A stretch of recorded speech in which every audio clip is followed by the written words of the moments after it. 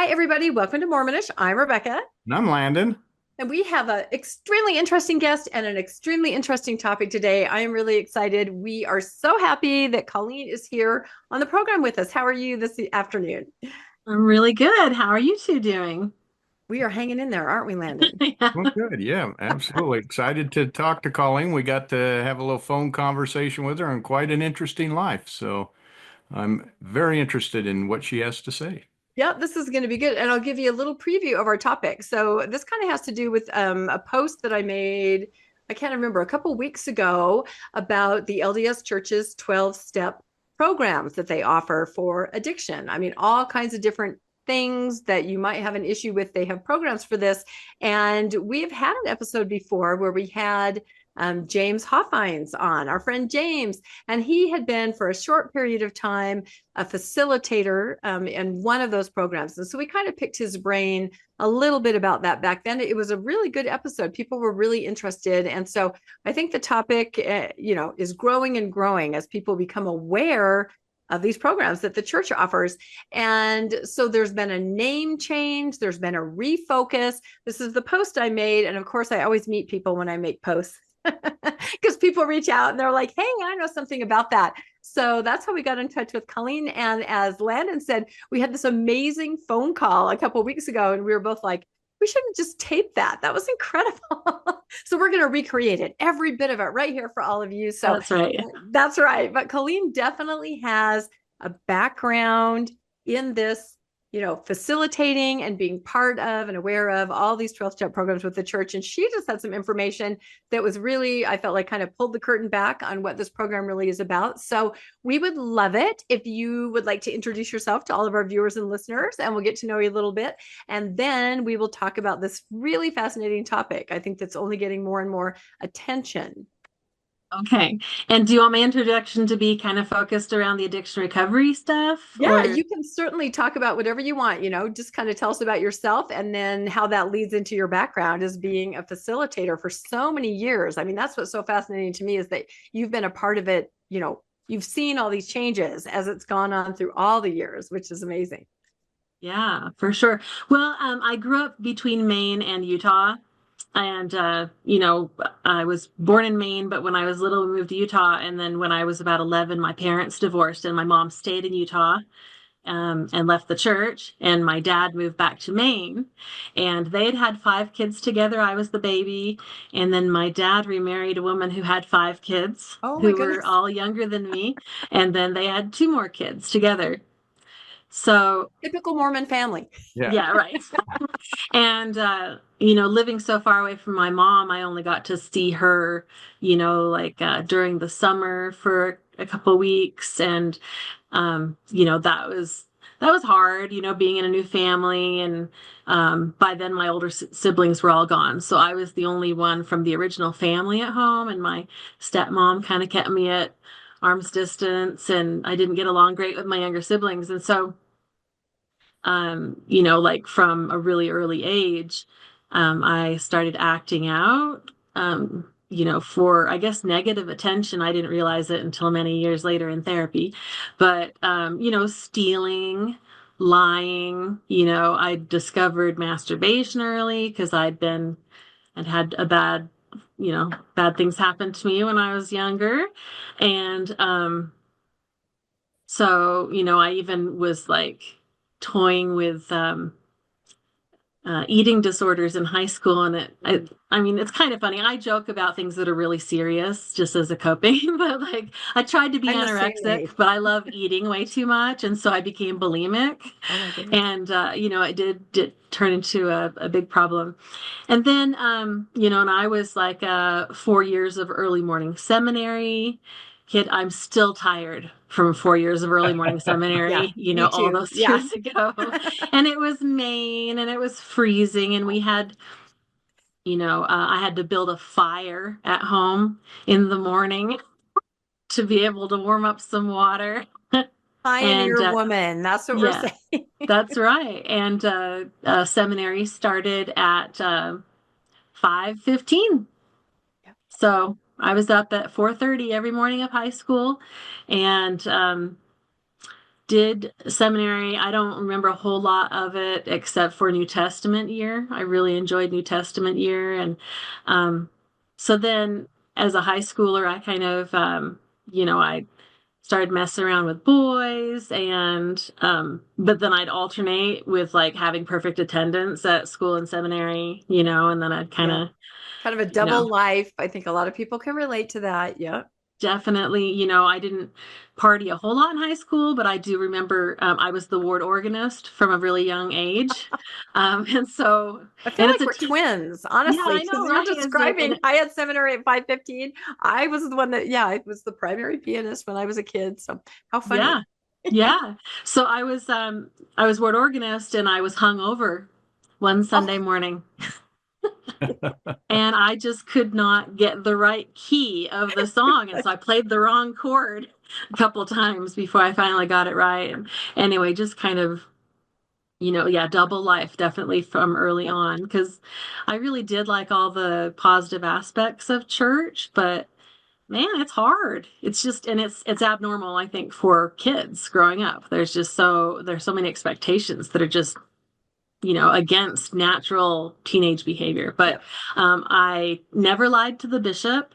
And our temple trips, we went down to Washington, D.C. temple, which was a 13-hour drive. Oh, my goodness. Yeah, and we'd have to do car washes and things like that to raise money for the temple trip. And we'd go once a year.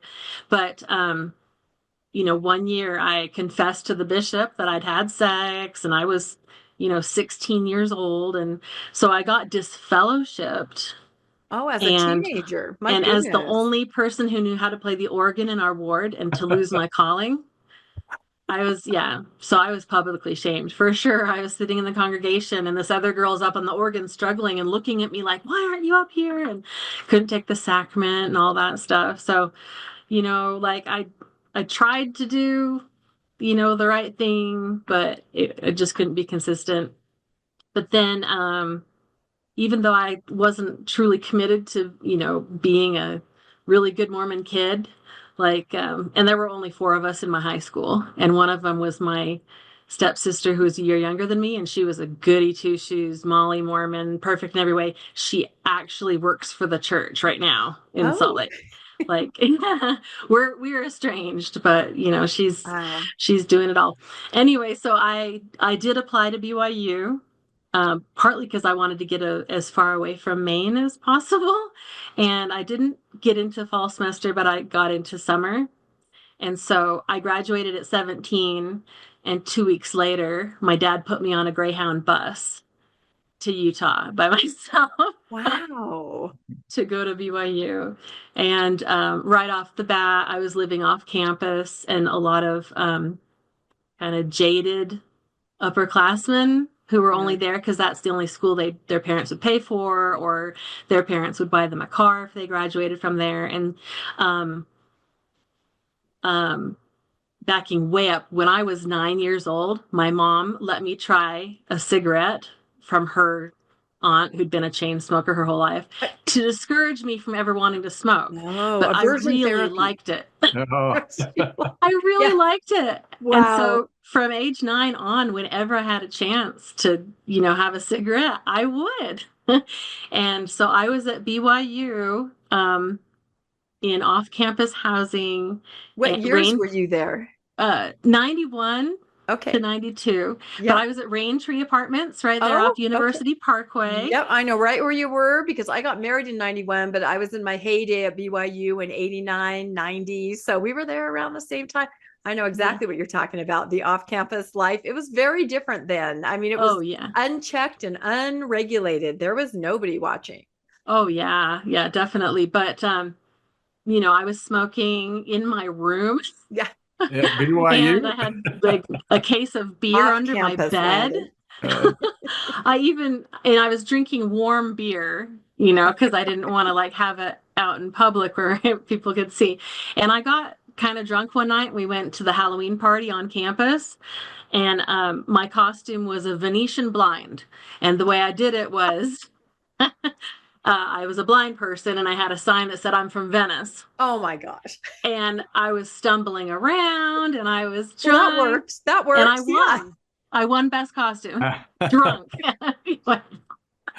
Yeah, what you have to Yeah. understand, Landon, is that there were certain off-campus apartments where that was the lifestyle. It was Raintree. I lived in Branbury, and then there was Mhm. Carriage Cove and Old Mill, and that's, nobody was watching those areas in that time period at all. So Right. Yeah. it was interesting. Yeah. Lots of sleepovers. And Lots of sleepovers. I used to say I'd look out my window in the morning and I'd see all the guys walking from Branbury apartment back over to Carriage Cove like the walk zombies. of shame. It's the walk of shame. It's the morning. It's 5 a.m. You got to get back to your apartment. It looked like The Walking Dead. So it was a different era of BYU. I think a very different time.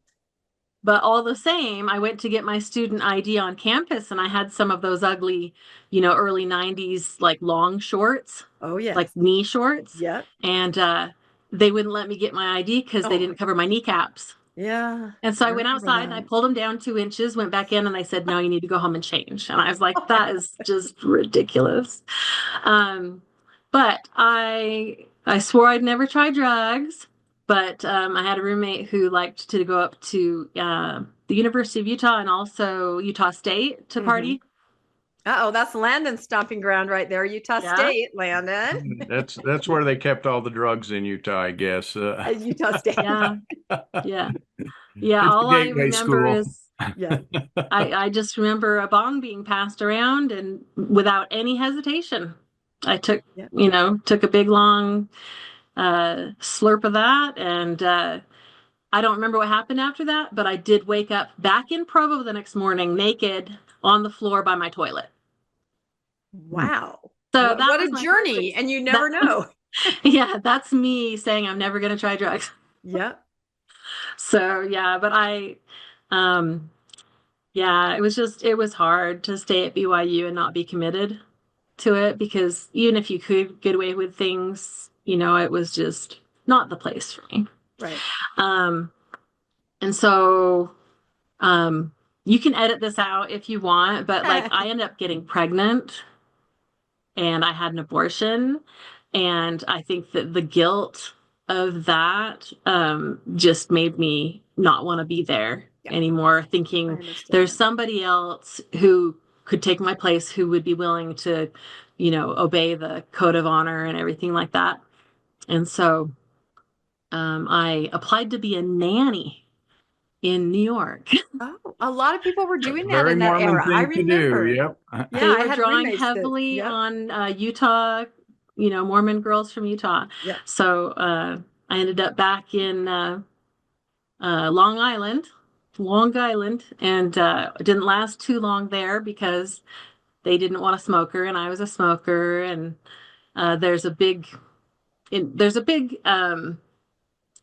tradition there of the dads of the families having relationships with the nannies. I had heard that. Yep. It's just common knowledge, all the nannies are hooking up with the dads and stuff. And I kind of felt that kind of coming my way. And it was not good. But it's kind of interesting because I already knew that I could go to the church for help, even though I didn't go the whole time I was at BYU. I didn't go when I was nannying, but I did go to the Relief Society president and just tell her my situation and say, I don't know what to do, and I'm thinking about maybe moving back home to Maine. And I did. And when I got back to Maine, I just loved partying. I loved drinking. I loved taking acid. I did so much LSD. Somebody told me it doesn't work 2 days in a row. And so every 3 days religiously, I would trip. And, I was at my dad's house with all the little kids there still. And he said, I don't think your lifestyle is conducive with, our house rules. So I'm going to give you 2 weeks to find your own place. And I said, I'll leave today. And so I moved out and I went to the homeless shelter. And it was just this little town in Maine. Right. It was pretty harmless, but after a couple of weeks there, I found an old friend from high school and we got a place together, and our house was the party house, and I worked 3 different jobs, and just paid rent and bought drugs and alcohol. And I was just living a few miles down the road from my family, but I didn't ever see them, and I didn't go to church or anything. And then after, I don't know, 9 months of that or something, I thought that I would move. And this is something that in recovery they call like geographical, like like you're trying to solve your problems by moving. Mm-hmm. So they say I pulled a geographical or something like that. But anywhere you go, there you are. And That's I'm true. the problem, so there's no way I can escape it by moving. But I did move back to Utah and just continued with the drugs and partying. And I lived with my sister and her boyfriend, and we all loved just taking acid and drinking. And my sister actually worked at the old Salt City Jail restaurant. Oh, Do you remember yeah, that? I remember Yeah. that. Yep, yep. Yeah. And they would just, after they closed the restaurant at night, it was just party on. Like the manager would literally dip into the till and send somebody down to Pioneer Park to get some Coke. Wow. Yeah, and like some of us would be in the bathroom shooting up Coke, and the rest were just drinking, out of a big vat of Long Island iced tea. It I've was been to that craziness. restaurant. I had no idea what was happening Right? with the doors closed. Nobody would, yeah. But I really did feel like my life was out of control. I had no direction. I was a college dropout, just didn't know what to do with my life. And so I called my dad in Maine and I asked him what he thought I should do. And I was only 19 or 20, so I couldn't serve a mission. Yeah. But because that's probably what he would have said. But he said, you should join the military. And so I like, okay. And I just went up to Fort Douglas and did the whole battery for joining the Air Force. I did really well on the ASVAB and in the language parts. And they offered me, pretty much any job I wanted. And I wanted to be a linguist. So I was going to go to boot camp and then go to training in Carmel, California. Yep. And but before I signed my life away to the government for a minimum of 4 years, I decided I wanted to do one thing really bad. Just get it off, get it done and then go and be really good in the military. And it was to try heroin.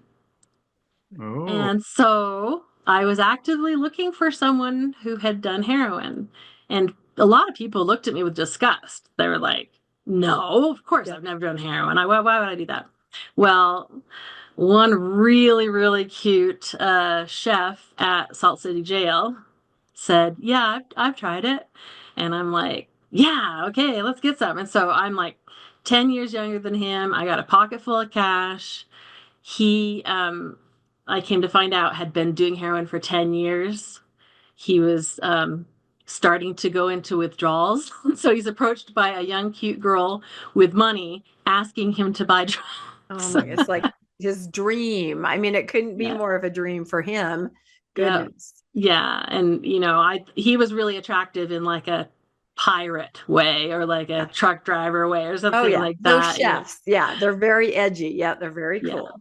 Yeah. And so heroin just gives you this feeling of like love and, utopia and like nirvana. And so I felt like I was in love with him immediately. And so our life began together after only a few short weeks. And after a couple of months, I was full on addicted to heroin.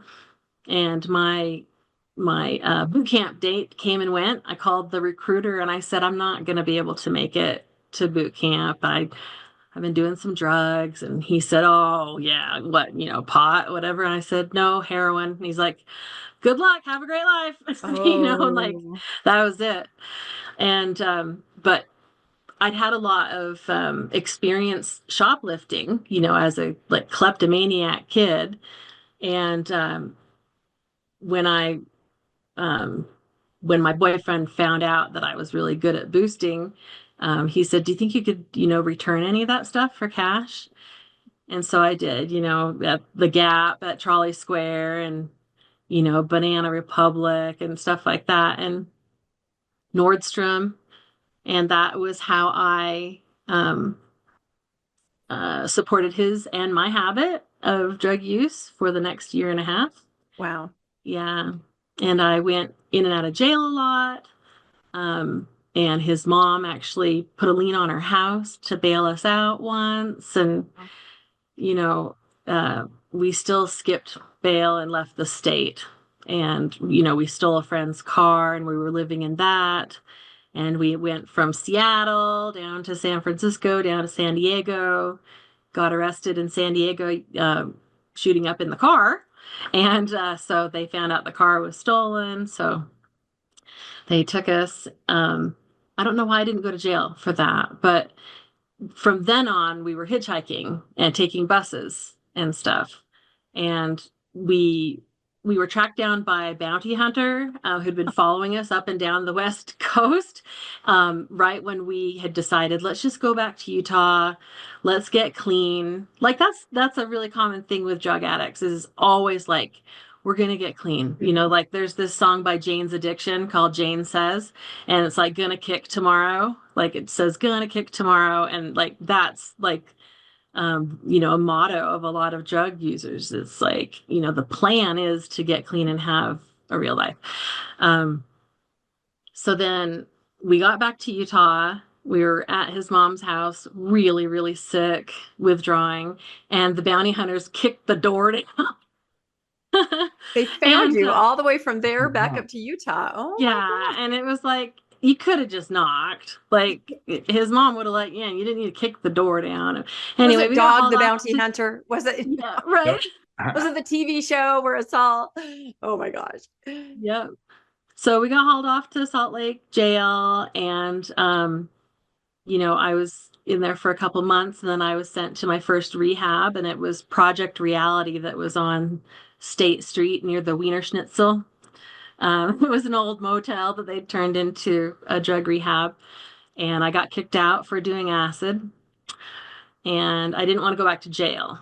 So I hooked back up with my boyfriend, and we decided to leave the state, and we went all the way to Michigan because he had a friend who lived there, and we were, stealing medicine out of his parents' cabinet, and just we were asked to leave there, and we ended up in Boston. And first thing I did was look up a bishop, and I said, hey bishop, my husband and I we've fallen on some rough times, can you help us out?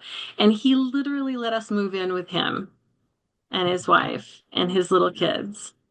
And we were pretty harmless. Like we stole medicine from him. He was a doctor, and he got me a job at Massachusetts General Hospital just as a receptionist, and I stole from there. And I'd be dope sick in the morning, and my boyfriend would bring in a Burger King sandwich in a bag and a syringe full of heroin that I could get well with. Yeah. And then after Boston, we tried New York. I couldn't steal anything there because everything is locked down. Drugs were a lot cheaper though, and really, really strong. So we're lucky we didn't overdose, but we had to sleep during the day. No, wait. What do we do? Anyway, it was not safe to be around there. And so we would sleep during the day and then kind of be up at night so we could be aware of our surroundings. And then we decided to come back to the West. And my idea was, let's go back to San Francisco. I think there are a lot more options for drug rehabs there. So, we ended up in San Francisco and we're homeless. That's what happened there, is like literally sleeping in doorways and in the park. And occasionally we'd get enough money together to buy a weekly room in the Tenderloin, which is a pretty rough place, and lived in a abandoned building that was pretty gross and filled with a lot of really rough people. Just not a great life.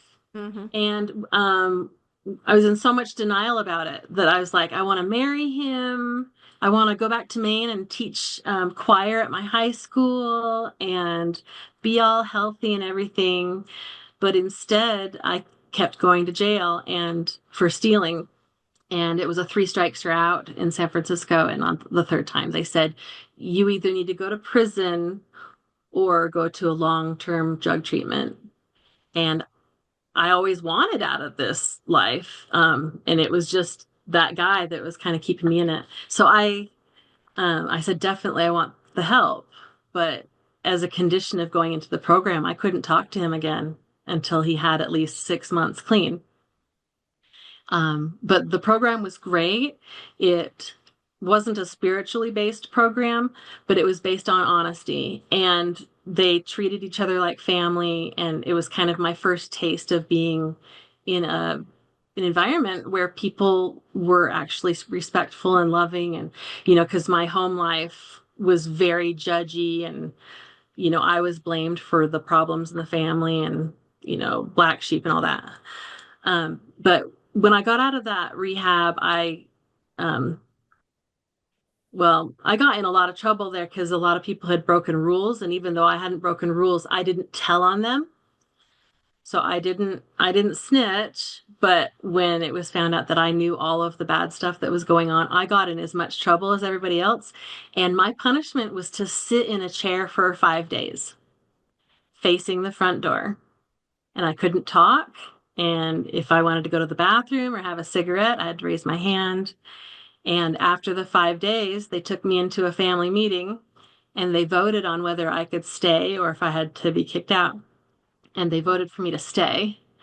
And I grabbed my bag and left anyway. Wow. So, but I stayed clean for a while, but then I started drinking again shortly after getting a good job and kind of starting to have a good life in San Francisco and being on probation and doing things. My drinking led to discovering crystal meth. And because you don't eat or drink or sleep on that, like it took me down way faster than the heroin did. And it got really bad where I was like, had all my stuff in a storage unit. And I was like pondering sleeping in the storage unit at night, and I was just like, I got to get back to Utah. So I came back to Utah. My mom said that I was barefoot and holding a guitar when I came to her door. And she helped me get set up. And miraculously, even though I kept drinking, I didn't get back on drugs again. But I did break my neck in a car accident down in Moab, and I got on pain pills. Uh-oh. So those are very similar to heroin. But I met my husband. We quit drinking together, but I kept doing the pills. A year after we got married, we were going to church. We wanted to get married in the temple. We did all the things. Wow. And so we got married in the temple, and I still had this secret life of drugs and kind of being the same dishonest drug addict that I'd been on the streets. And then this is where like the LDS part comes into the story, is that, I was driving under the influence of prescription drugs, which I'd been lying to myself that they were fine because the doctor prescribed them. But I was driving the wrong way on the freeway with my kids in the car. Oh my goodness. Yeah, I had a 1 and a 2-year-old. And so thank goodness, when I ended up going to court and getting sentenced for that, the judge threw the book at me. And she's just like, I sentenced you to a year in jail. And I'll suspend all but 10 days of it if you complete 3 years of probation. And so I went to Salt Lake County Jail, where the library is now. It used to be right there. And I still was in denial. I was like, I don't really have a problem. That judge is mean, whatever. And the second day I was there, the librarian came in with a cart of books, and on it was the Book of Mormon.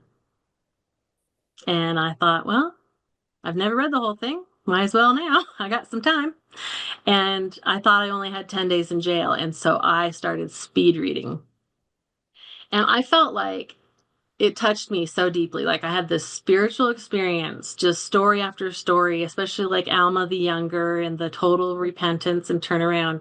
Like when I came out of jail, like I was a new person, like I was a new creature, like the Book of Mormon says. So I had a profound experience where I just spiritually felt reborn. And after my husband saw that it was actually real and it was lasting, he's he was like, thank you for bringing me my wife back, you know. And I was sentenced to go to AA and 5 meetings a week, I think. But everybody in AA says you need to go to 90 meetings in 90 days. And so that's what I did. And I tried to mix the church addiction recovery program meetings in with those. So you were And attending those at this point. You were Yeah. attending the meetings. Okay. And also regular AA. Okay. Yeah. So I didn't have a driver's license and I had my 2 babies. And so I was literally like putting them in a double stroller in a snowstorm and walking over to a meeting. And the church meetings, they were okay, but the problem was you couldn't bring kids. Like AA doesn't really care. And they weren't that available. Like I had to take a bus. I had to take 2 buses across town to get to a daytime meeting. And they turned me away because I had my kids. And as I was walking out, somebody said, keep coming back. You know, and I was thinking, how are you like, supposed to do that? Yeah. Yeah, I was like, F you. Like, you know, you guys suck. And I ended up meeting the person who said that a few years later. Oh, that's funny. Yeah. So I'm friends with her now. But that is funny. Well, they are staffed by volunteers, right? Or people that are called to do it, or service missionaries. So they probably can't live in that world of somebody that has to bring their kids along, because what else are they going to do with those kids? That's right. Which is a problem church-wide. Yeah. Like the women are expected to do so much, and, you know, what are they supposed to do with their kids? Right. Yeah. So, but I went to mostly AA meetings, but I did go to a lot of LDS addiction recovery meetings. And I loved the church meetings because I could talk about the Book of Mormon. I could talk about my recovery. You know, I could talk about Jesus. It was the only place that I could talk about everything that was so life-changing for me. Because at AA in Utah, a lot of people will bristle if you talk about the church, you know, or about the Book of Mormon. And at church, people aren't always welcoming to, like, you know, drug addiction recovery stories and stuff like that. And so, but after a few months, I became a facilitator in the church addiction recovery program. And how did someone call you? I mean, how did that work? A bishop or a...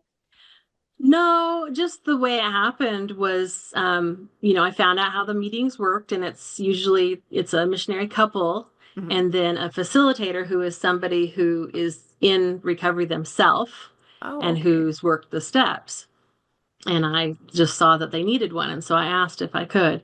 And so I started facilitating those. But, you know, I feel like even from the beginnings of my going to the church recovery meetings, I felt it was inferior to AA because it's watered down a lot. But it's so similar. It's very similar. It is a 12-step program, isn't it? With a higher power. I mean, it's extremely similar. Yeah. But the difference is, so, I mean, the church has permission to use the 12 steps and to rewrite some of the wording. So instead of saying a God of your own understanding or a higher power of your own understanding, it says God the Father and Jesus Christ, you know, are your higher power. And then also, like, the meetings said, we don't use inappropriate language here because we don't want to drive the spirit away. And, you know, they expected the women sitting in the circle to be, like, totally modest. And, you know, it was like you had to kind of be like church level participation to feel comfortable in these meetings. And AA, like, they'll take you as you are, like right off the street, right out of jail, you know, like still drunk or high. So, but, I ended up facilitating the LDS addiction recovery meetings for 17 years. These addiction recovery meetings, are they just for drug and alcohol, or they're a whole series of? They're for everything. And I think that's another negative I mean, at the time I felt it was positive because it was like everyone's welcome. But, somebody who's struggling with like, a shopping addiction, they can't handle listening to somebody talking about, they're addicted to child pornography, or like any kind of pornography, or, somebody who's in there for, somebody was in there for phone addiction, which is legitimate. Like if it affects your life, there are all kinds of addictions. Can we get Rebecca in? Hey, mine is for a purpose. In fact, you know what? Bring up the slides, because I took some things right out of the church's website and handbook, and it does list the things that are covered in the addiction recovery program. They did say that, let's see, this just kind of scroll through a little bit. We'll kind of jump around. I think it's the second to the last one. Let's see, keep going. Let's see. Oh, those are the steps. There we go. Okay. So it says the LDS Addiction Recovery Program, ARP, is designed to help individuals who struggle with addiction to substances such as alcohol, drugs, and other substances. It is also intended to help individuals struggling with other types of addiction, such as pornography, gambling, shopping, food, or other behaviors. So you're right, Colleen. It's like everything. But the new one or the old one? Huh? Is this the new manual or the old one? Yeah, it was a current one. Is there something that's missing, or? Yeah, so the old one, just as of 2 years ago, it included caffeine as one of the substances that you may be addicted to. That makes me laugh, because I just saw a picture the other day of a soda dispenser at Rick's College, the notoriously most locked down environment. And it said, look at the offerings here. 11 out of 12 have caffeine: Mountain Dew, Dr. Pepper, Diet Coke. You would not have seen that even a couple years ago. So that is fascinating. Wow. Yeah. Caffeine, huh? Yeah. I did read that if you're in pornography addiction recovery, that men meet together and women meet together. That's what it said. I don't know if that's true. And then it said that with the other ones, it can be like a mixed group. Is that true? Yeah. So specific to, Utah is the only place that has enough meetings to be able to offer specialized meetings. Right. And it's really, it's really sexist in that they assume that only men are addicted to pornography, because there are only pornography addiction meetings, and then the spouse support, is just for the women. But yeah, in other states, they just lump everybody together because there's maybe one meeting a week in your area. So yeah, that's interesting. They took caffeine out. Yeah, well, now it's okay.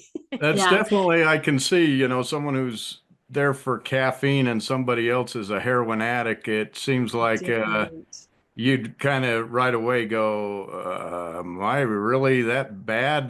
Caffeine, when you hear the stories like yours of what's going on in their life, and they're like, I'm just wired up a little bit. Right. I just had too much Diet Coke.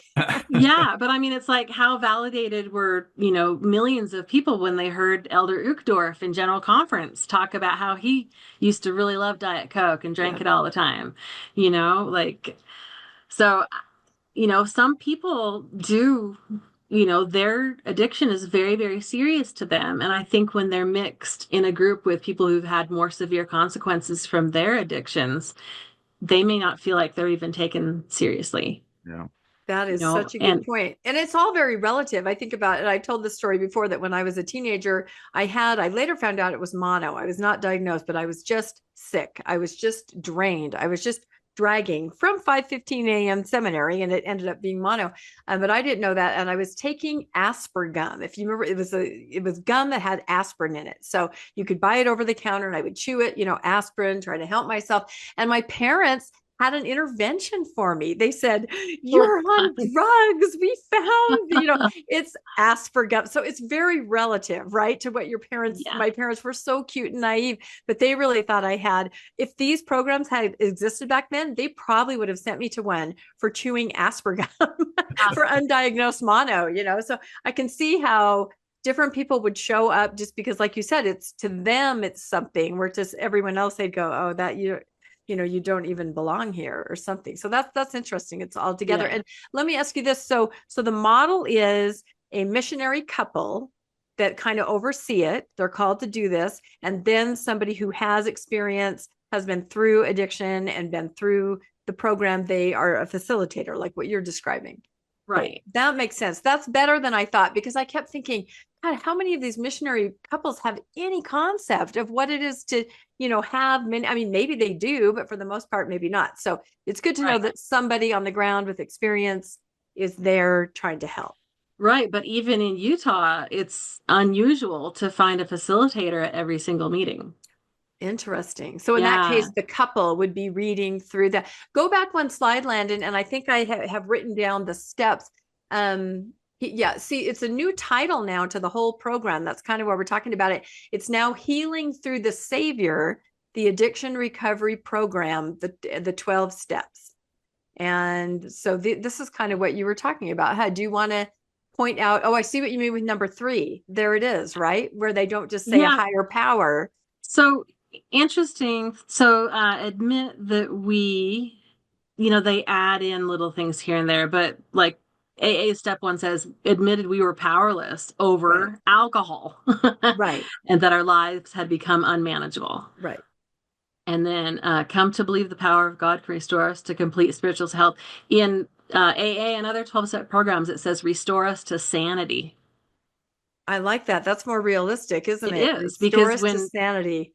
Yeah, here it says, ignore that word step. I was returning. Here it says restore us to spiritual health.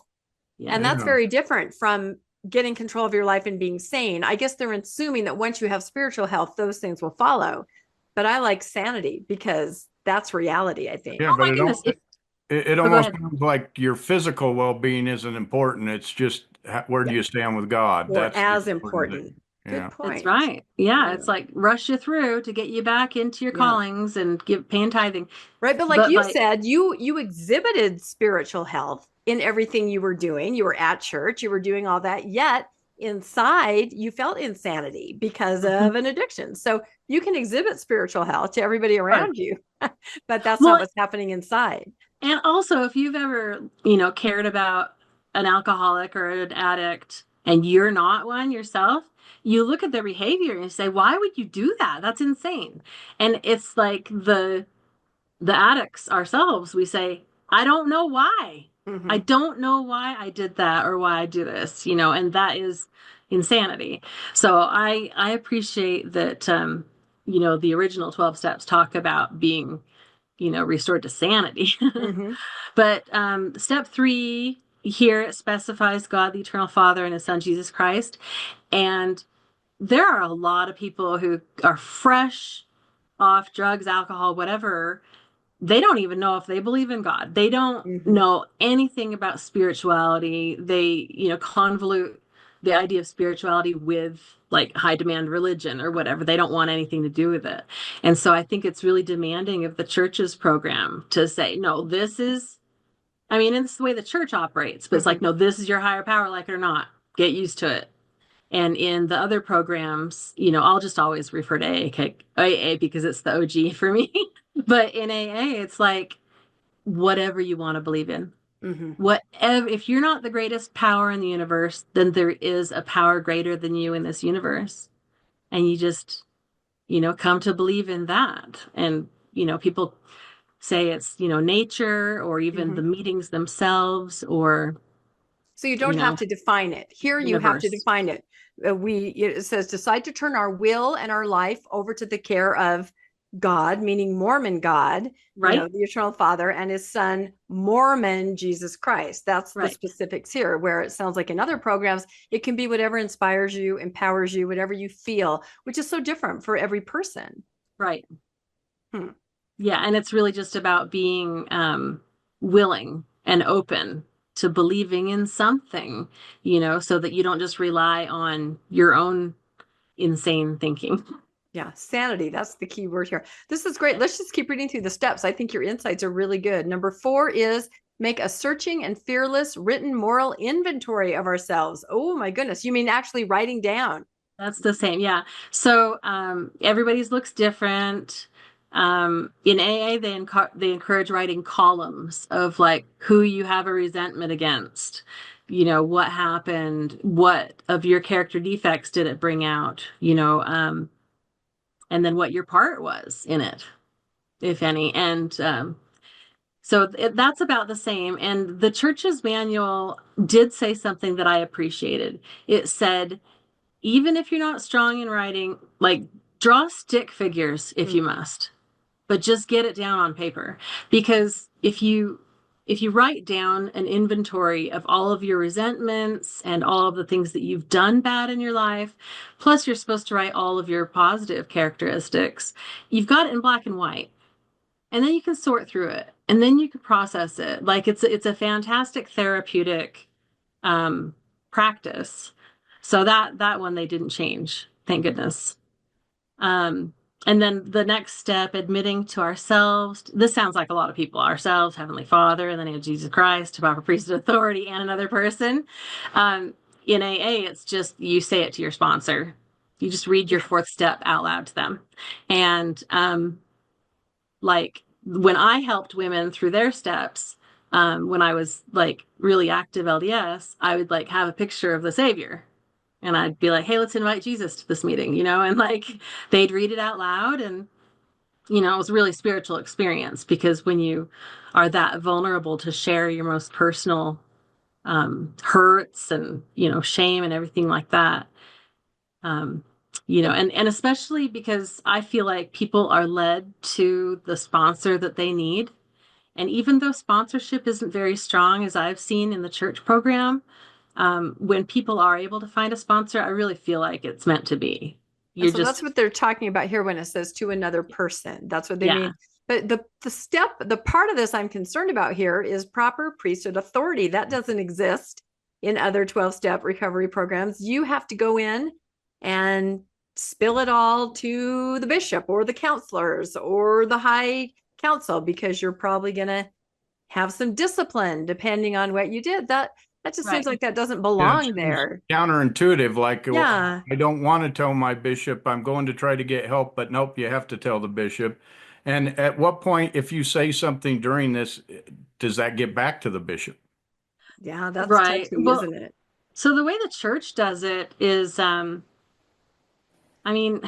people insist on just reading their whole fourth step to the bishop, and that could take a lot of time. Like bishops aren't really meant to have like 2 or 3 hour interviews with people. It's kind of, you're supposed to confess the things that, are considered sins and that you need to be forgiven of, or, things that you really need guidance with.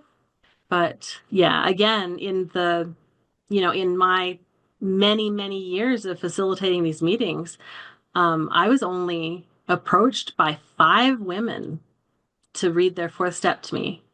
And they didn't ask for any help on working the rest of the steps. Like they just did them by themselves. But that's like the most powerful part of the 12-step program to me, is that when you are able to just empty out everything and share it with somebody and have them say, oh yeah, I did that, or yeah, that happened to me, I understand.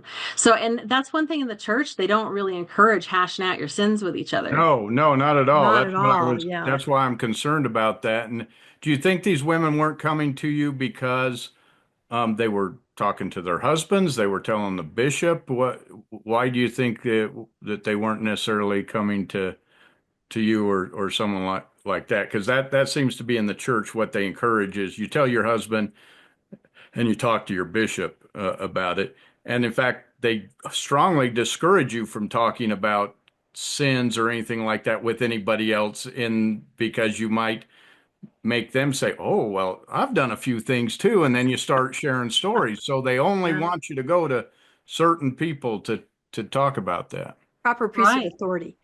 Yeah, I think the reason why women didn't approach me more is because to them, this is just another step. It's not like, it's not described as being so vital to recovering from their addictions. And in AA, like they talk about the 1, 2, 3 out dance, because people come in and they do steps 1, 2, and 3. Like, you're desperate. You'll do anything. Yes, I'll believe in God. I'll ask for his help. But then nobody wants to do the fourth step because it's hard.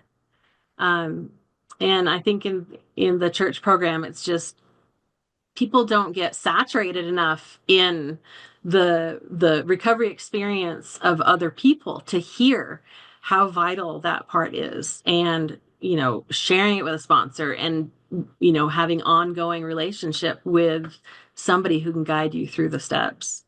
Yeah, and that So tracks, because I feel like a lot of times in the church there was, well, if God is with you, you can do it very quickly and you'll be done and it's over and you're fine. right. If you really believe, if you're faithful enough, you'll just be done. Yeah. Very different from what, I've seen in movies and things like that, where your sponsor is your life link. You always have these different shows where somebody's, the sponsor is the person that they just tell everything to and keeps them sane. Right. So if you're here in the LDS 12-step program and you're just like, I'm good, I believe in God, he's going to help me and take it all away, I feel fine. Maybe that's a band-aid. Right. Maybe it And takes more than that.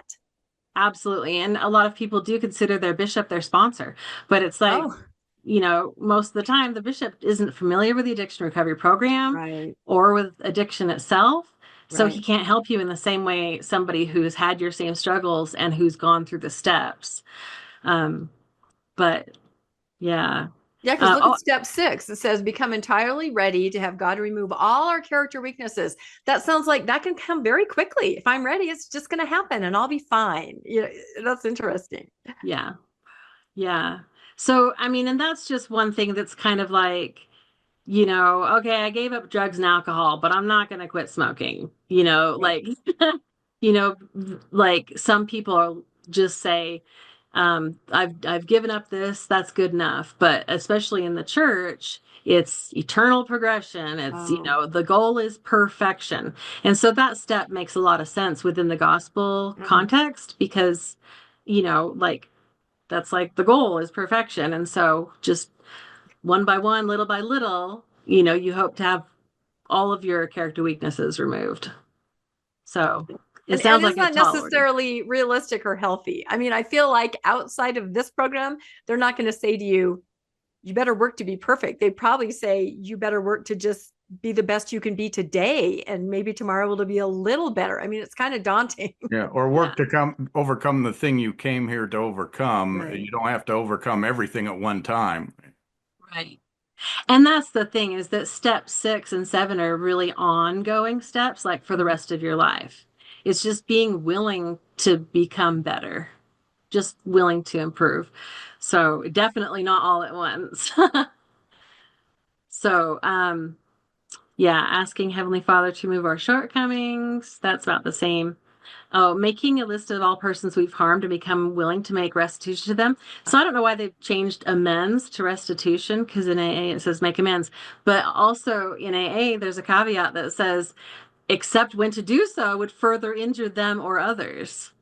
That is a very important It's caveat. a Yeah. really important part of, being willing to make amends to people, but not if it's gonna like, you know, really mess with them. Mm-hmm. Like So if they have a no contact order for you and you're trying to get a hold of them to say, I'm sorry, or, or sometimes exactly. oversharing. I've heard cases of when family members will overshare, information with others. And I'm addicted to porn. I want everyone to know. And I'm going to try for you. And everyone's like, you're what? Okay. Yeah.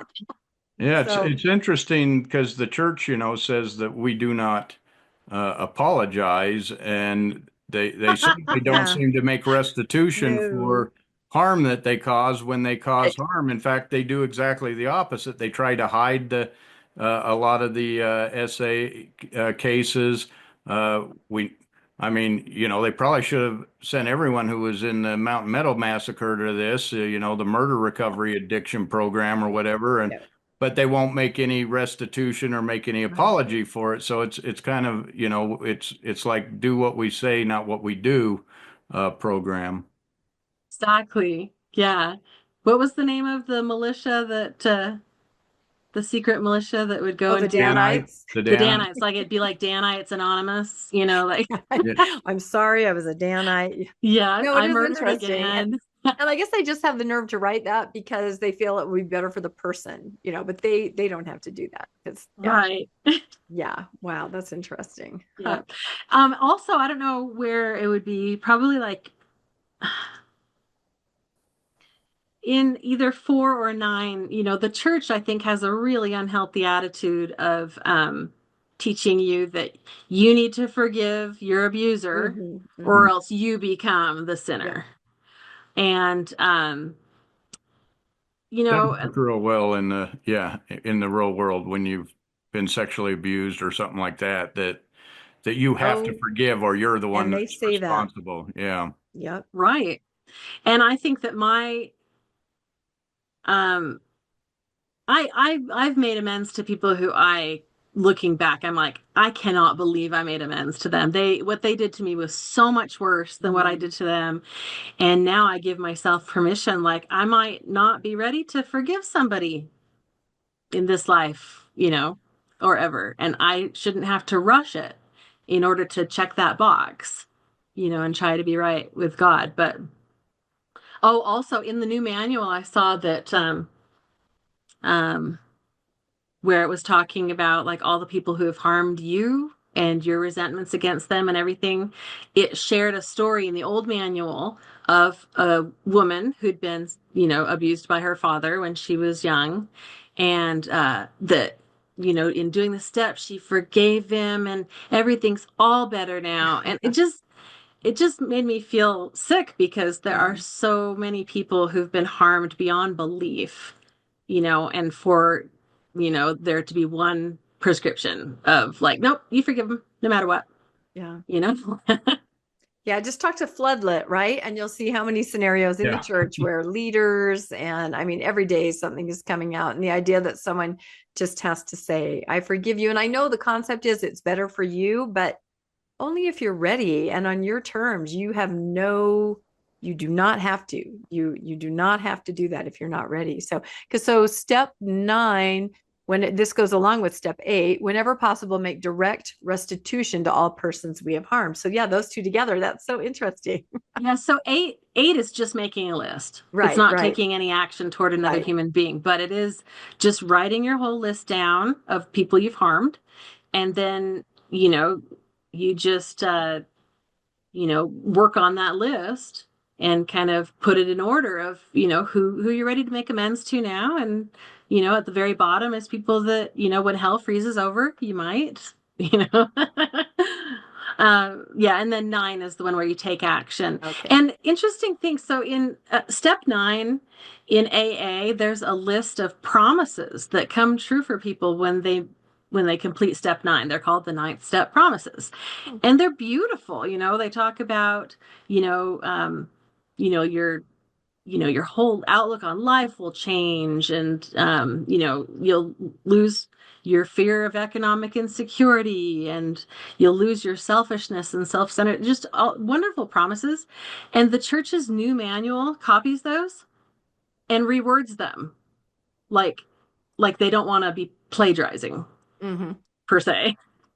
And so it's like, instead of just saying, these are the 9th step promises, since we are using AA's literature to base this program off, it's just, like a lot of the church's take on the 12 steps is like watered down and kind of just, given that churchy, like that signature churchy feel. Yeah. But 9th step is very, very powerful for sure.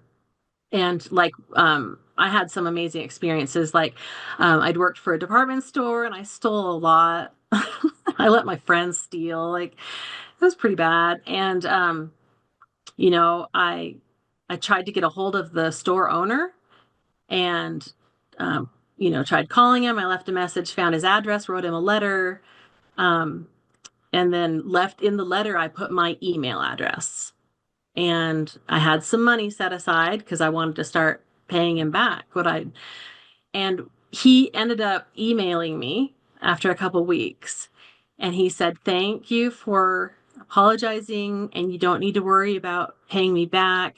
My daughter is actually in addiction recovery, and she has 6 months clean or something like that. And so he wished me well on my way. And, like that was one experience in making amends where it turned out better than I could have ever imagined.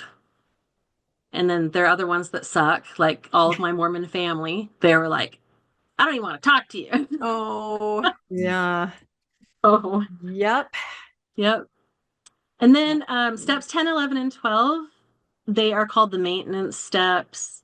And continue to take personal inventory is really just trying to keep your slate clean at the end of every day, knowing where you made a mistake, knowing if you need to make amends to somebody.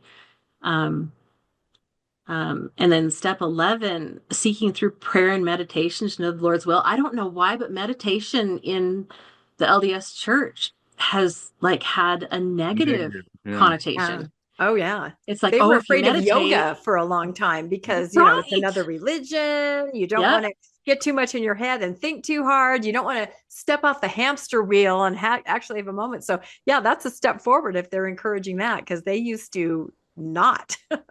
So that has actually been in the manual since they first wrote it back in 2004 or 5 or whatever. Yeah. So that's good, but people kind of just skip over it because they don't really understand that meditation aligns perfectly with a spiritual practice. It doesn't take away from your worship or whatever.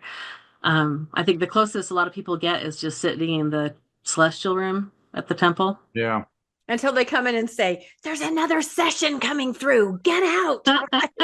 Lasts about 5 minutes flat. Yeah. That's it. So we're going to have to ask you to leave. We're going to have to. And of course, I'm guessing if you're in a drug addiction program or pornography addiction program, you're not allowed to go to the temple and meditate. That's true too, huh? It's true. Oh, that's another big change. So between the previous manual and the current one, the previous manual talked a lot about getting back to the temple. It talked a lot about like getting worthy so you can have a calling. And it doesn't have that anymore. In fact, there was a part that I hated in the old manual, and it said something about imagine walking into the temple and drinking deeply of the spirit there. I'm like, oh, that's so cringe. Like, nobody. If you have a drinking problem, that might sound. Yeah, you don't want to say drink in the spirits. Exactly. But it's like most of the people in this room are so like rough and new. Like, they don't care at all about the temple. Like, it's just, they're not there yet. I just don't want to drive the wrong way on the freeway anymore. Yeah, I don't care about this. Exactly. Yeah. That is so funny. So do you have to go through a leader, like a bishop, to get to these meetings? Or can you yourself go, you know what? I have a shopping addiction. I'm just going to take myself to the meeting. Or is it all prescribed by the bishop? Because I know when we talked to our other friend who had done a little facilitating about a year ago, he said that bishops would send people there to the meetings. And then sometimes he would have a bishop talk to him and say, hey, are they coming? And you weren't allowed to give any information about who was there or not. But I just wonder how you end up at a meeting. Can you send yourself there? Or is it all through starting the step of talking to the bishop? Yeah, well, I think a lot of it depends on how keen the bishop and the stake president are on the program, because some don't even know about it. Okay. Some don't care about it. Like when I was in my 30s and living in Maine and my dad was my bishop and I was struggling with pornography, that was fun. But, I told him about the addiction recovery meeting and he was just like, I don't know anything about that. And he just brushed off. But I think one reason. How would you know about these? I mean, it's not like they hang it on the bulletin board. Come to the, Sometimes they do, though. Program. Sometimes they do. And I think that does have to do with the bishop and how motivated they are to do it. But yeah, do they get instruction from Salt Lake about this? Are they all given this handbook? I mean, how is it supposed to work? I am not sure because I have had all different types of experiences. Like, some bishops have little pamphlets in their office. But the wards that I've probably been in 7 different wards over my time of facilitating these meetings. And I approached the bishop, I approached the stake president. I said, I'm in recovery. You can give my phone number out. You can tell people to contact me. I'll go to meetings with, like I put myself out there because that was part of me trying to share the message.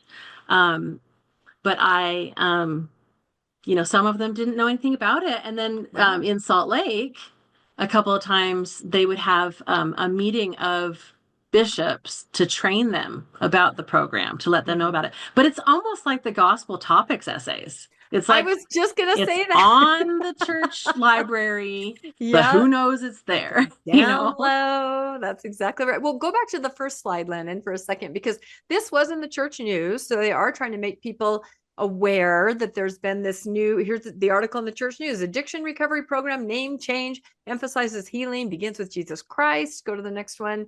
And then it gives kind of it says the Church of Jesus Christ of Latter-day Saints has changed the name of its program that helps people struggling with or affected by addictions to Healing Through the Savior, the addiction recovery program. It also released an updated 12-step recovery guide in connection with the revised program name. These changes emphasize that healing from addictive and compulsive behaviors begins as participants turn their hearts to the Savior, Jesus Christ. The program encourages greater connection with God and increased support from others. So they're really trying to, I think, bring it in-house, right? And make it all Jesus, all God, even more than it sounds like it probably was before, since you're familiar now with both, or at least know something of both manuals. Looks more like healing with Grizzly Adams. That guy really looks like Grizzly Adams. Well, that was my AI. I said Jesus in a support group, and that's what. But he does have 6 fingers on his right hand. He does. That's why he's there. Well, that's how it's a 12-step program. You can't do that you with. You have to hold up your 6 fingers. No, I always do that as a joke because I see if people catch it. I'm glad you cannot make a picture without 6 fingers. You have to try really hard. How do you do the patriarchal grip with that? Nobody knows. Nobody knows. Do you use your 4th finger? It's fun. Nobody knows. Oh my gosh, that's so funny. So tell us just a little bit in general, what is a meeting like? You walk through the door and what? Wait, let me go back just a little bit on this slide. Sure. So so the word addiction still carries stigma. People they don't like being referred to as an addict, or they don't like admitting that somebody they love is addicted or whatever. I thought by now people would be like, oh yeah, addiction's bad, recovery from addiction's good. But Healing Through the Savior, my guess would be that in a few years they're going to drop the addiction recovery program. It's just going to be called the Healing Through the Savior program. Good observation. I bet you're right. Yeah. I bet you're right. Because I can see how people would be kind of turned off. Addiction recovery, I don't want to say that I'm that, but I can say I'm trying to do better and heal through the Savior. I can see that. I think you're right. But when I lived in Australia, there are a lot of Polynesians there, and in Polynesian languages don't have a word for addiction. Oh. And so the name of the program there was called the HOPE program, and it stood for helping ourselves progress eternally. And they literally made a new cover of the book and stuck it on every single manual. So that's what you would see. Oh, interesting, because they couldn't translate the word addiction. That's fascinating. Yeah, there's no word for it in the Polynesian languages. Yeah. But what's a meeting like? So there are never many people there. Probably they try to have a fireside in Midvale, I think once a month, or maybe every other month. And I've been asked to speak at those a few times, where it's a speaker meeting, and they'll have somebody share 1 or 2 people share their story and their recovery. There'll be a couple musical numbers, but people from all over the valley are invited to come. And, I've seen 100 or maybe even 200 people at those sometimes. But then it's followed by a meeting. And the meetings that I've been to have always had between 5 and 20 people. But I would say it averages less than 10. Mm-hmm. And, you go in and the missionaries are there, and they put so there are 12 steps, and they go through 1 step each week. So every 3 months, they start the program over again. So they put the step of the week on the board, and then we read from the manual, and then They open it up for questions, which I don't like because I feel like it detracts from the meeting. If you're asking questions about what does this mean in the manual, you could be asking that after the meeting to get better understanding. But you read through the chapter, and then people take turns sharing, and you can always pass if you want to. If it's a really big meeting, like if there's a Renaissance Ranch is there, or like one of the kind of church sponsored rehabs, they will bring a bunch of people in. If there's a really full meeting, they actually have you set a timer and only let people share for 2 to 3 minutes. Like they should do at testimony meeting, right? Yeah. That's right. But it's an hour-long meeting. I think they have tried 90-minute meetings in the past, but anyway, it's an hour-long meeting. It's very much just like a regular Sunday school meeting, except for you study the same manual every week. And do they have refreshments after? Because that's how you get Mormons out. That's never have refreshments. No, I brought a plate of cookies once, just because it was my group that I was with every week for a couple of years. And one guy ate the whole plate of cookies. And he said, obviously the cookie addiction guy. Food addiction. Exactly. Yeah. And he was that would be me. He was able to admit that and joke about it. Yeah. Oh my goodness. Wow. Sugar addiction. It's really fascinating. And are these held mostly at the church then? At the church building? Or are they somewhere? Always. They're always in the church building. A lot of them are held in the high council room. Okay. So you're, sitting around that council of love table. Oh. That's a vibe right there. Interesting. Tell everything you're going to do, and here's where you'll come back to be excommunicated. And here's where you'll come back and be once you reveal everything you've done. Yeah. Right.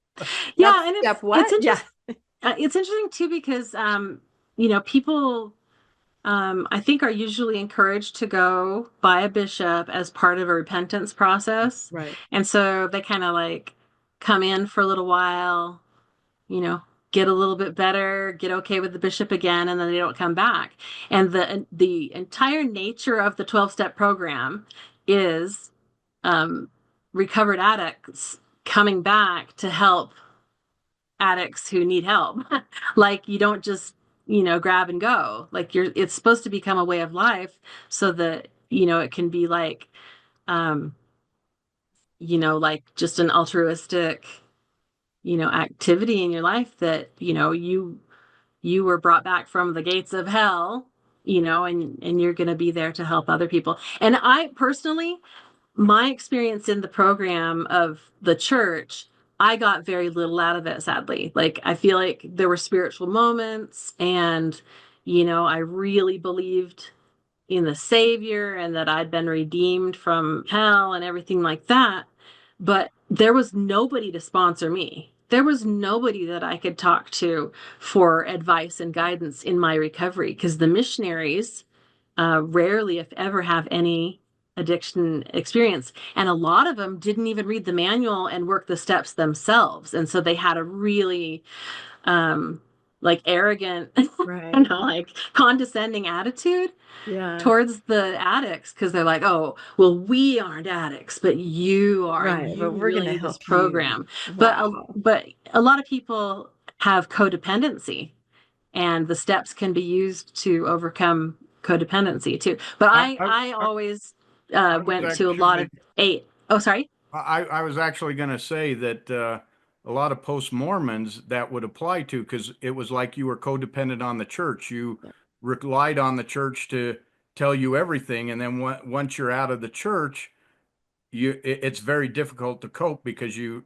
leaving that codependency. But once you're out, you kind of have that, or you feel that duty to, well, there's some other people. I know a friend who's leaving the church and they need someone to help them. It's like you're sponsoring them to step away. So I almost feel like sometimes post-Mormondom is that same way, like you said, getting out of that codependency. Yeah, well, I think that what you're talking about is maybe more dependency, because the codependency that I'm talking about is more like trying to force solutions on somebody else. Taking more care and concern in somebody else than yourself. Like, I have a friend who was nearly on her deathbed because her son was a heroin addict, and she just worried about him so much that it was destroying her health. And I wasn't her sponsor, but she called me a lot, especially because of my experience in addiction. I could talk to her from that perspective and let her know, your son probably thinks he's fine. Like, you're worrying about him way more than he's worrying about himself. And I asked her, what's your worst fear? And she said that he'll die and I won't know what happened. I said, okay, if that happens, will you survive? And she's like, yeah. And I said, do you want to keep feeling this way? And she said, no. And I said, how about your other 4 kids? You've never said anything to me about them. You only ever talk about your addict son. And so these things all came together to the point where she worked the 12 steps to overcome her addiction to being codependent on her addict son. And she's like a new woman now. Like, it's incredible. And a lot of parents come into these programs because they want to fix their kids. And then they find out that if they fix themselves, that they'll be okay, no matter what somebody else's choices are. So even if you're not the addict yourself and you're living with an addict or somebody with issues like that, it can be for you too, because there's probably issues of codependency and you need to get healthy too. Wow, that is really interesting. I remember in our phone conversation, you had sort of mentioned that you wondered if the LDS program, and of course everybody goes there who's Mormon, especially here in Utah, that then it kind of robs the rest of the community from some of those people that might be those meetings, exactly what you described, that they're not there for all of the community. They're just here very short term, with the LDS program. So I thought that was an interesting observation. Yeah, for sure. And a lot of people in the LDS addiction recovery, they choose their one meeting a week that they go to. Mm-hmm. And they go to that meeting every week, and it's the same 5 to 10 people, hardly ever anybody new. It's just their little club, and it's like, that's not like the point of the program is to like share the message with all the people who are suffering out there. And, the church has a lot of stuff like this where it's like, if you want love and support, you got to show up. Like, we're not going to go out and find you. Like, my family was a lot like that. It's like they would never call you, write you a letter, whatever. But if you went to their house to visit, they'd, give you some attention. Mm-hmm. And it's like, there's so many people who need to be rescued. And that's why, like in AA, they make 12-step calls, which is somebody calls the hotline and says, I'm really suffering. And a couple of alcoholics will show up at their house. Wow. And give them some help and invite them to come to a meeting.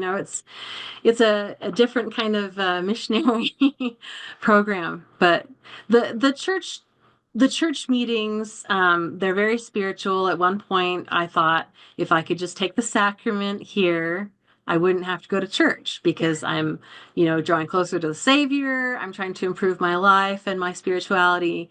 And everybody's so open and honest and vulnerable.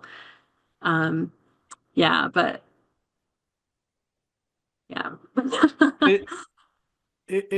Do people feel more spiritual because they're there and they are open and they are disclosing things that make them vulnerable, as opposed to going to sacrament meeting where that same person is like, the low life of because everyone else, they're looking around going, they all have perfect families and have a testimony. But at the meetings, it's like, oh, they've got the same problems as me. Maybe, I am okay. And it allows you to kind of accept yourself a little more. Did you see that or feel that in any way? I don't know. I guess there was a little bit more acceptance at the addiction recovery meetings. I mean, not to toot my own horn, but I tried really, really hard to make these meetings, appealing to people and to be comforting and make them feel accepted and to do whatever I could to convey the true message of the program to them. And so I don't know what all the other meetings are like, but we sit in a circle, right? And so like sometimes girls will come in and they've got these super short skirts on. We can see their underwear, and because it's a church meeting, I had to like really discreetly be like, hey, can you put your coat in your lap or something? And like it would embarrass them and humiliate them, and at an AA meeting, like people wouldn't really care. It's like, come as you are. But the church addiction recovery meetings don't have a high retention, right? Yeah, it's really transient. People will just come and go. And I don't think that people really get what they need for the most part, because the church, like they want to be the jack of all trades. Like, whatever you need, we got it, but it's going to be an inferior version because they don't specialize in it. And there's no trained professionals to help with the trauma work, or some people feel like they can't share honestly because they don't believe that it's truly anonymous, and it actually isn't truly anonymous. Like, I tried to make it that way, but I was on the outs with my family when my daughter died, and I relapsed on prescription pills, and I checked myself into detox, and as soon as I got out of detox, I went to a church meeting. And one of my in-laws was there. And it's like that night, everybody in my family knew that I had been at that meeting. Wow. Yeah. And I didn't tell anybody that person was there because I wanted to respect their anonymity. But when the meetings first came out in Maine, the Relief Society president went in with a clipboard and was writing down who was there and what their problems were, because she felt that it was her duty as Relief Society president to know everybody's problems. And that's just, it's not what it's meant for. And, outside of Utah, where there is not a large selection of meetings, people will drive a long way to another state. Well, and in other places, a state could be an hour away. Right. So they drive to a different church building so they can go to a meeting where they might actually have some anonymity. Yeah. Because they just don't trust that if they go to a meeting that it's not going to get spread around what they're struggling with. Yeah. And they're not wrong. When you talk to a bishop, everybody's like, I feel like somehow everyone's going to know this. It just is what happens. But I wonder, I'm just trying to think it through, because I know what you mean. It's a watered down version of the program. It's not necessarily, doesn't have longevity to help people. People want to get in and go, I'm good now. I'm fine. And so I wonder if the fact that this program exists keep these people from other community resources, like you're discussing real AA, where they could get long-term help, or would those people who are LDS never even consider going to any of those programs unless maybe they were court mandated or something? I don't know. I can't decide, but it definitely, they're not getting the full version with all the aftercare and all the nuance to that. It sounds like that they should have to really recover. Right. Well, and a lot of people from the church, I believe, wouldn't ever go to an outside meeting because they might hear someone swear. Right. Or see someone's underwear. Somebody might be drunk or high at the meeting. You don't want to be around bad influences. Like, I'm being so sarcastic, but I mean it. Like, the church meetings are all about maintaining church standards. Right. And I just think that makes it uninviting to a lot of people, and they don't want to encourage you to go to AA or to a meeting at Salvation Army or something like that, because you're going to be mingling with less desirable people or people who don't have the spirit or whatever. And I just think that misses the whole point of the program. Like, I believe that if Jesus, was real and he was here, he'd be in the rehabs. He would be in the recovery meetings. He would be in the jails where people are trying to get some help. And, he would meet people where they were. I don't think he'd be at the crack houses. I think he'd be with the people who actually wanted help. But he wouldn't wait until they were like, dressed in nice church clothes and had quit smoking and drinking coffee and were coming to church every Sunday before he would interact with them. And I feel like that's a wrong priority for a recovery program, to be like, get in here and get right up to church standards. immediately, because it's a life and death situation for people, especially, on drugs and alcohol, and with other addictions, especially pornography. Like, you can lose your whole family. Like, it's really like the stakes are very high. But I went to an AA meeting the other night, and I ran into somebody who I met at my first AA meeting ever 21 years ago. Wow. And I was like, and they're still going, and you're still going. They're still because going. It's a lifetime process. Yeah. And part of the original 12-step programs is that you keep coming back to help other people, but you also are supposed to get actively involved in service, because that program doesn't pay anybody. And it's a miracle that it survives. But people, like, instead of getting a calling teaching primary or whatever, Right. like, you're volunteering in AA by handing out packets to the newcomers, or helping organize sober events so people can make friends with people who are safe and sober. But yeah.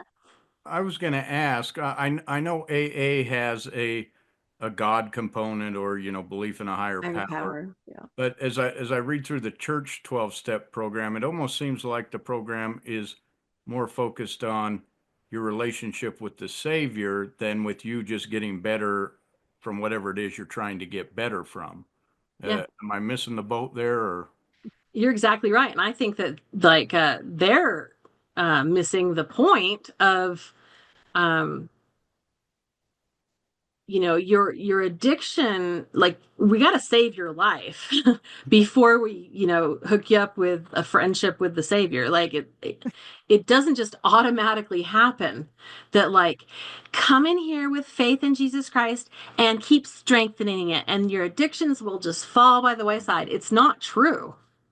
Yeah. And I think that that's why people don't keep coming to the church programs, because they're not getting what they need. And I remember you asked me on the phone call, like, is it better than nothing?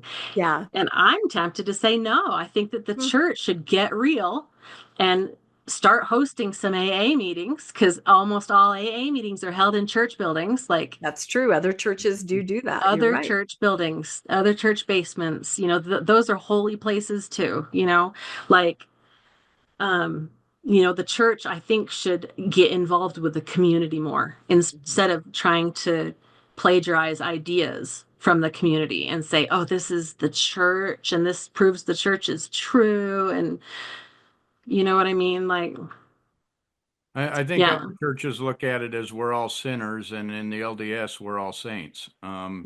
You have to come as a saint, not as a sinner. Yeah, you just fell off the wagon. Let's just get you back on the spirituality wagon. Real quick. That's right. And then look, we did it. We through the Savior and our LDS program, we did it. So do you still help facilitate LDS programs, or have you moved past that? Or so I don't.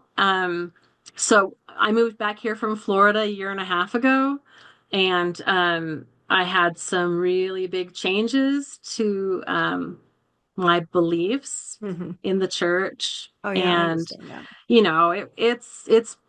it was hard, and it still is hard, because I really felt like the Book of Mormon is what changed my life, and that Jesus is my best friend and all this stuff. And then when I found out a lot of things that made me believe that the Book of Mormon is not what the church claims it to be, and that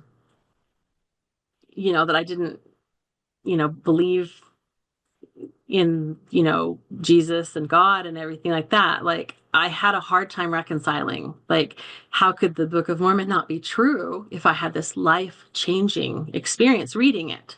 And what I've come to believe is that, you could read a book by the Dalai Lama or Mother Teresa or Brene Brown or whatever, and it could be life-changing.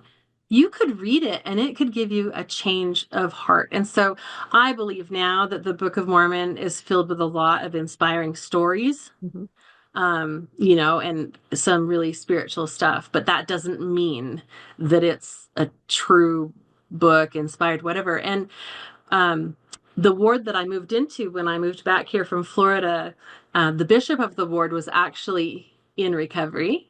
And Interesting. he is actually the head honcho for addiction recovery for the entire church. Wow. Yeah, like he played a big part in this new manual. Right. When he found out that I was still attending church when I first met him. And he said, I'm not going to give you a calling. I just want you to keep facilitating meetings. That's what I want you to do. Okay. And he called me first when the new manual came out. He said, I wanted to call somebody who I knew would be excited about it. And at the time I was like, yay, that's awesome. But then, as my beliefs changed a lot, I tried to keep going to this women's addiction recovery meeting because it had been a really nice place to go every week.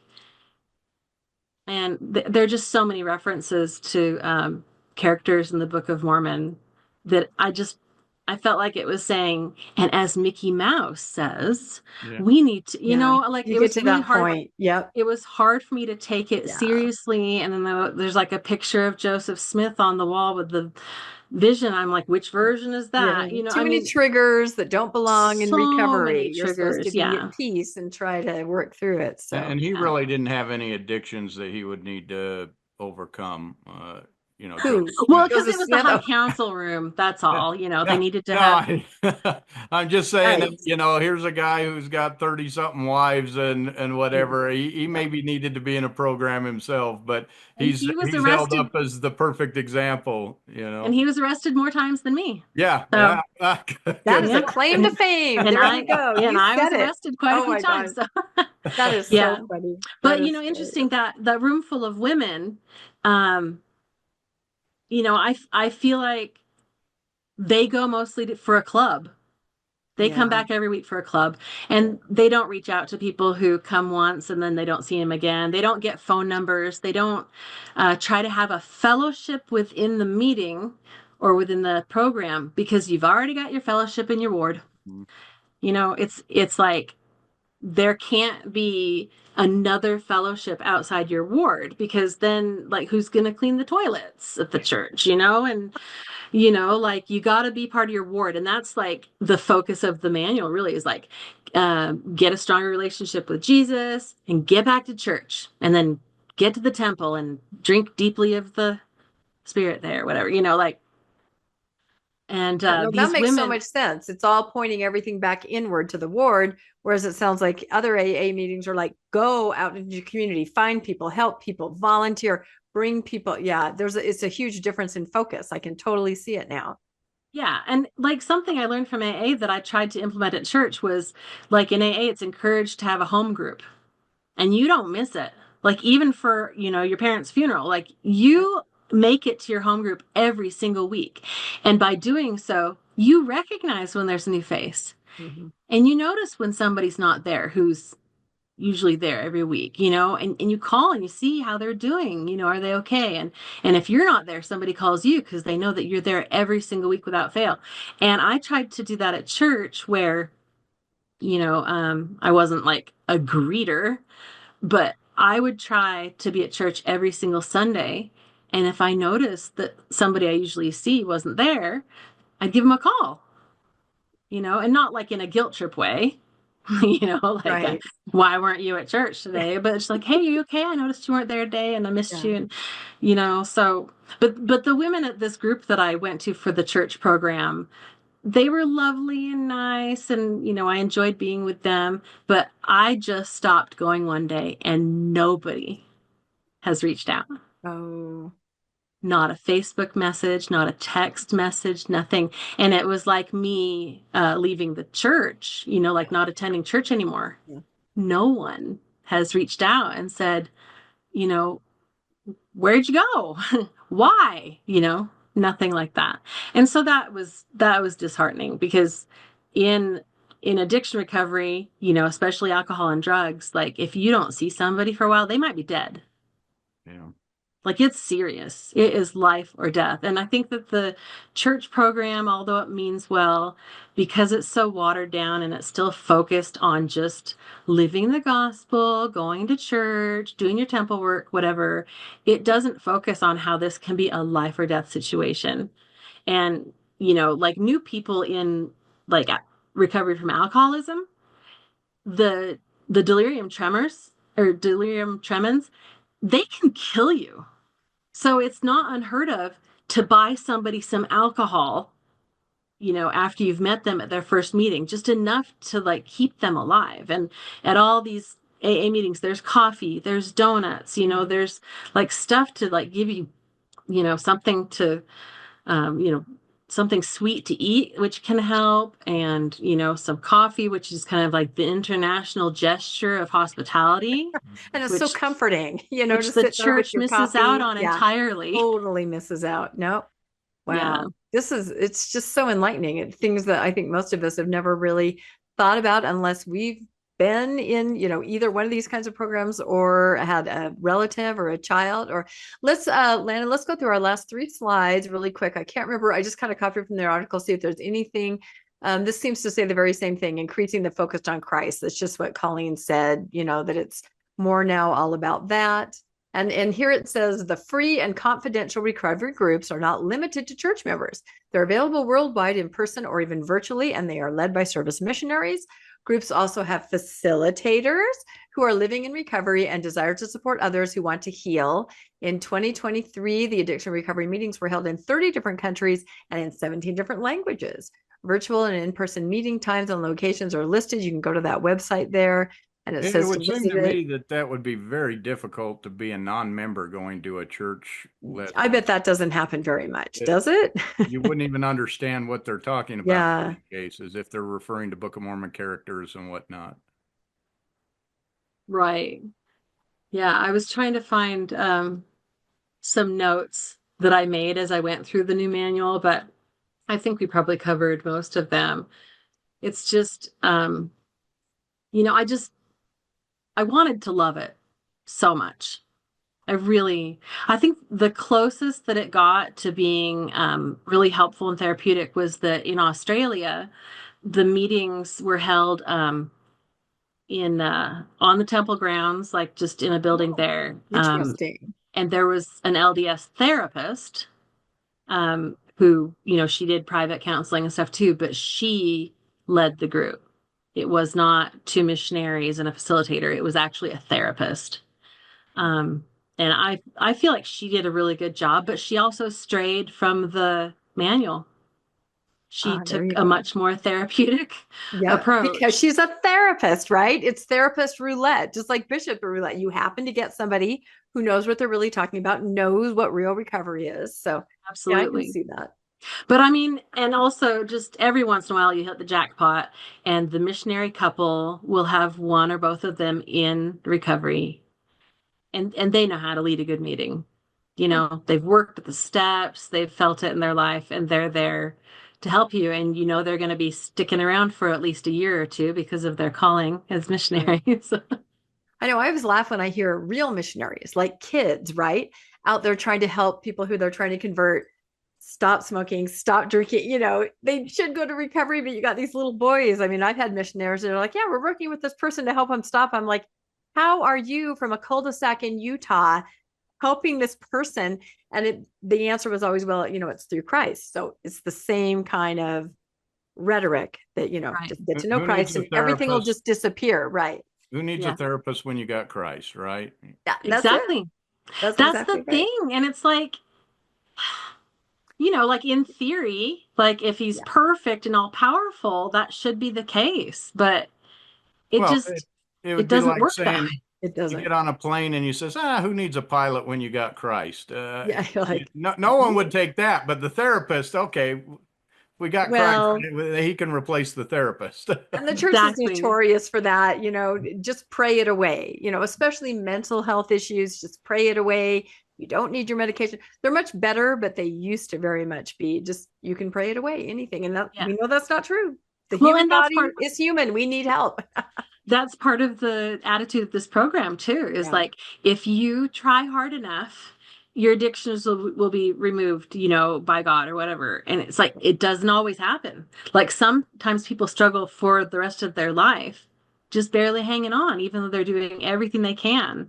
The prosperity gospel does not apply in addiction recovery. Yeah, no, that does feed into it, the whole prosperity, and not just economic prosperity, but just health and non-addiction and no mental health issues. And, if you're the family that has some of those, then it's like, well, what did you guys do? What aren't Right. you living right? Right. If you have those Yeah. issues, or a child that has that, or Yeah. It's- Well, and I think that this is another example of just the church being spread too thin. For example, when we moved back here from Florida and my husband needed to get a job, like the Employment Resource Center by the DI, Mhm. in Sandy, Yeah. it's never open. Yeah. Like it's never open. And it's staffed by missionaries. Yeah. Again, people that, very well meaning, but it's almost kind of like a Band-Aid. I know if we were to try to count off all the things the church is involved in, I mean, seriously, education and job and addiction and recovery. I mean, I know what they're trying to do. They are trying to be Stock this market. one-stop shop. Yeah, they're trying to do all this, but at the same time, they're doing it because they don't want you to go out and find other ways. Yeah. You need to be focused to them. Right. They need you driven to them. So, going to the Job Corps to get a job, Right. well, you might be introduced to someone who's not LDS, and then all of a sudden you're out of the church. So they've got to make you addicted to them. Yeah. It's so fear-based. Wow. It really is fear-based. And I think that if the church was more like, partnered with the organizations Community that do groups. specialize in this, like I said, even like opening their building to host some AA meetings and just say, we'd prefer that this not be a coffee meeting, or, just something dumb like that, but where the whole community is welcome, not just inactive members of the church, which is what this is open to. Right. But I was going to say too that, I think we were talking about how the church does take away from so many people who could be helping the wider community. But yeah, the church is really fear-based as far as saying, we've got everything you need. You don't need to look outside of it at all. In the very early days of me going to AA, I had to go to Fellowship Hall on 21st South and 7th East.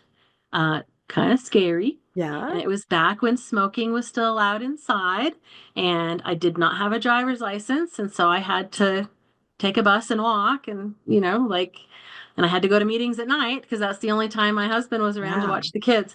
And one of my very first meetings, I walked into the meeting and it seemed like I was in a biker bar. Except for they weren't drinking. But there was smoke and everybody was so scary looking and swearing and everything like that.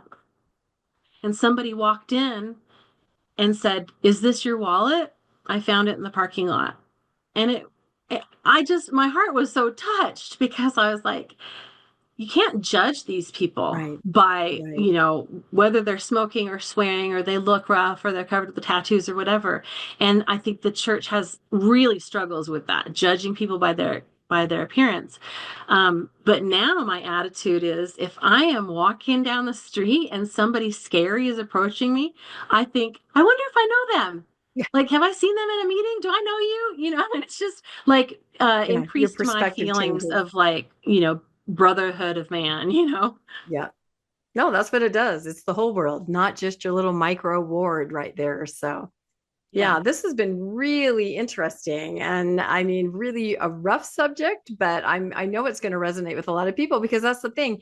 In your ward, you don't talk about this. You don't get up in testimony meeting and say, I'm in recovery, or and if you do, I can think of a time where I visited a ward in Provo, right? I live up the other direction. And I was down in Provo, and it was a relative's ward, and a woman stood up and she talked about being, addicted and having a problem with meth. You could have heard a pin drop during testimony meeting because nobody says anything like that. And we were all just like, said that out loud, but it was the most real testimony I think I've ever heard. She was being so real, but I remember it to this day. And it was 20 years ago, because I've never since heard anything like that, where somebody just got up and said, "This is me, here I am." But I also know it made some people uncomfortable. Some people it really resonated. Other people were like, wow, this is not, the kind of person that, that just exists, and that's how it is. So Well, and I think that, I mean, don't the scriptures say like we should bear each other's burdens? And Yes. like if you share your problems with other people, then they can help you. And then maybe they'll share their problems with you and you can help them. And I was kind of shy in the beginning, especially like with my, IV drug use and being homeless and in jail and stuff like that. And now, like, as you can see, I'll just say it to anybody anywhere. But it has really paid off because I mention my struggles to people just casually. And so many times they've said, "Can you help me?" Or "Could you talk to my That's it. sister-in-law?" That's it. Like, and I have taken people to meetings, I've called them, talked to them, and I believe that my dark past is my greatest asset because it allows me to have true empathy and compassion and just, like it kind of sucks the things that I have in common with some people because they were horrible things, but I'm able to share how I was able to come out of that and have a better life. And so I think that it's just so much about, hope and healing and I know Landon mentioned earlier about like the having your own concept of God.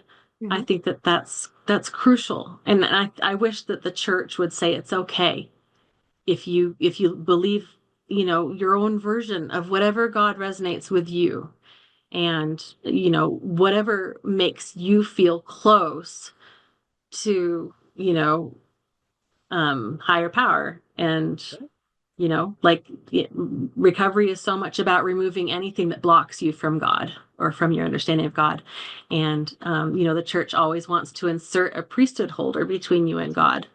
Yeah, And that was the so most disturbing line right there. Talk to your priesthood holder. That does not belong there. So, yeah. yeah. But yeah, I think it's just about the answer is the solution is spiritual, and it says that in AA literature, and it doesn't have to be religious, but it's that That's the that key right thing there. that Yeah. connects everybody. So That's the key. It's yeah, spiritual, of course, which whatever that means to you being spiritual, human connection, nature connection, energy connection, but yeah, it doesn't have to be religious, a yeah, prescribed religion with all of those things that go with it. So, yeah. wow, this has been really interesting. Landon, do you have any final thoughts as we wrap up here? I feel like we could keep talking for hours. Our episodes are getting longer and longer because we have the most interesting guests.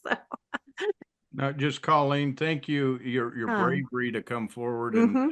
to be open and to, like you said, be able to tell who you are and say who you are. That a lot of people need to hear that. A lot of people need to say, that's where I'm at, or I've had that issue, and then that gives them hope. What doesn't give people hope is this perfect person that they see all the time, and it can't give them any hope because they're like, I can never be that person. I'm this person. So when you're able to say, look, this is who I am, or this is where I've been, people go, really? And now you're here? Wow, maybe I can do that. So Yeah. Well, and it's helped so much in my relationships with my children because as they're all coming through their teenage years and young adulthood, they know they can ask me anything, Mhm. and they ask me about drugs and alcohol and all kinds of things. And, I believe it's brought me closer to them because they know that I will answer them honestly and that I won't judge them or get mad at them for their dumb mistakes. Cause, my 20-year-old and my 22-year-old, whatever they do, I say, well, you're doing a lot better than I was at your age. I was, on heroin and in jail. So you're doing great. That's the kind of pep talk any kid needs. No, but That's that's right. exactly right. You're living in the real world and they're going to be great. So, well, Yeah. thank you. This has just been wonderful. Thank Everybody, please you. comment. Let us know your experience. Have you attended any of these kinds of programs or had family members? And just let us know what you think. It's such an interesting topic, and I don't think it's talked about enough in this kind of intersection between, being LDS, stepping away, maybe having different beliefs, addiction through this kind of it's just very interesting with a lot of nuance and a lot of different levels. So really bears talking about. So please like and subscribe to Mormonish Podcast. And if you'd like to be made aware of when new episodes come out, you can hit the notification button. We also have links in the show notes to Donor Box if you would like to make a donation to Mormonish. And we so much appreciate all of you that do. You guys are just the most awesome. We also have links to our merch store where you can get a mug or a hat or a sweatshirt or something fun from Mormonish. And thanks again so much, Colleen, that you're just wonderful. It was just a fabulous conversation. And Landon, thank you so much for co-hosting. And we will see everybody next time on Mormonish. Bye-bye, y'all. Thank you. Bye-bye. Thanks for joining us for another episode of Mormonish. We really appreciate our listeners and would love to hear from you if you have a story you'd like to share. You can email us at mormonishpodcast@gmail.com. You can also find us on Facebook, Instagram, and on our website, mormonishpodcast.org. And don't forget to look for us on YouTube and like and subscribe. Keep joyful, everybody.